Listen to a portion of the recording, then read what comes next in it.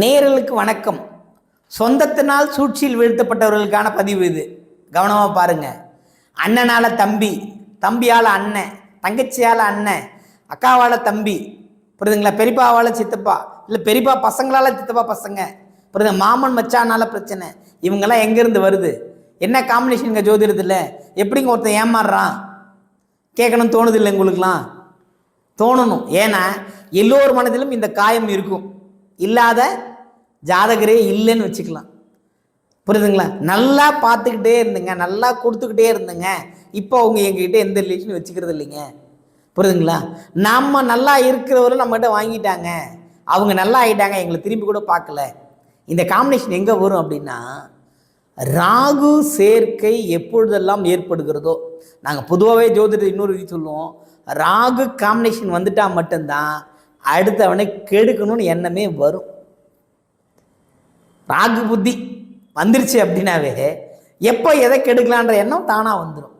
அது குரு ராகுவாக இருந்தால் சொல்லவே தேவையில்லை, சொல்லவே தேவையில்லை. அதேமாதிரி செவ்வாய் ராகுவாக இருந்தாலும் அடிச்சு தூள் பண்ணிடும். அதேமாதிரி சூரியன் ராகுவாக இருந்தாலும் இதுதான். தேவையில்லாத மாயா விளையாட்டுகளை விளையாடுவோம். எல்லாருக்கும் வாயும் வயிறும் வேறங்க. முதல்ல அதை புரிஞ்சுக்குங்க.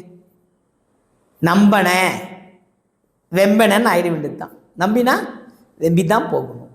பொறாமை, புரியுதுங்களா? பொறாமை அழுக்காறு இல்லாமல் யார் இருக்கா? யாருமே இல்லையே. நீ நல்லா இரு, இது கலியுகம், நீ நல்லா இரு, உன் சுயத்தை உணர்ந்து கொள், நீ எங்கிருந்து வந்தாய், எதற்காக இந்த பூமிக்கு வந்த. சிம்பிளாக நான் ஒரு பெரிய ஆசிரமத்துக்கு போயிருந்தேங்க.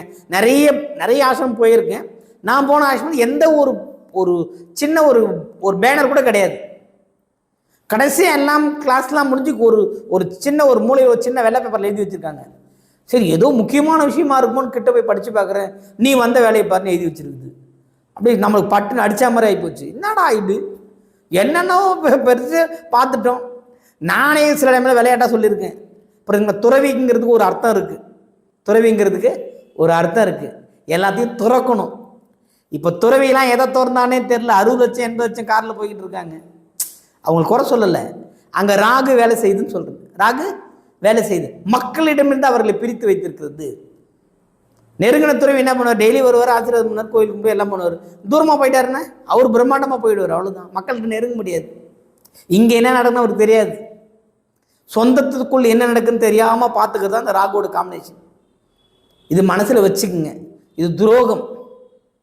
நீ நல்ல ஒரு சட்டையை எடுத்து போட்டுட்டீன்னா அவங்களால பொறுத்துக்கவே முடியாது.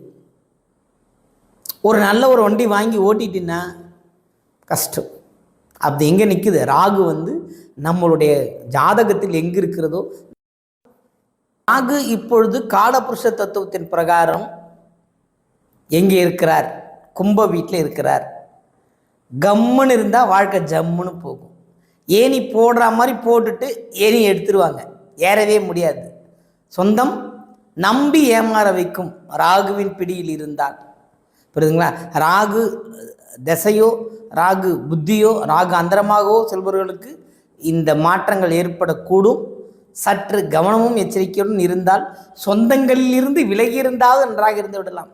இப்போலாம் பத்திரிக்கை ஒருத்தர் நான் ஃபோன் பண்ணி கேட்குறேன், உங்களுக்கு ஒரு பத்திரிக்கை வந்துச்சா? இப்போ ஒரு கல்யாணம் ஊரில் நடக்குதுன்னா, எனக்கு வரல, ரொம்ப நல்லதுன்றாரு. ஏங்க யாருன்னு கூப்பிட்டு போகிறோன்றதை விட கூப்பிடாம விட்டாங்களே சந்தோஷம்னு நினைக்கிற அளவுக்கு தான் சொந்தங்கள் இன்னைக்கு இருக்கிறது. இது அத்தனைக்கான காரணம் ராகுவே. அதனால் இனி மாய உலகத்துக்குள் செல்லாமல் உண்மைத்தன்மையுடன் பழகுவது இந்த சொந்தங்களை மீட்டெடுக்க முடியும்.